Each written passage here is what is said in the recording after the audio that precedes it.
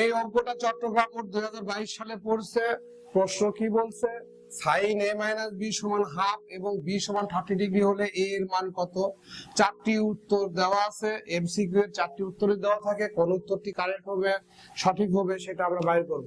এখানে দেওয়া আছে sin a - b সমান হাফ, এটা দেওয়া আছে sin a - b এর মান এখানে দেওয়া আছে 30 ডিগ্রি, 30 ডিগ্রি আর হাফের মান কত? sin 30 ডিগ্রি, sin 30 ডিগ্রির মান হাফ, sin বাদ দাও, a - 30 ডিগ্রি সমান 30 ডিগ্রি, বা a - 30 ডিগ্রি এই পারে নিয়ে আসলে কি হবে? 30 ডিগ্রি - 30 ডিগ্রি এই পারে নিয়ে আসলে প্লাস 30 ডিগ্রি সমান 60 ডিগ্রি।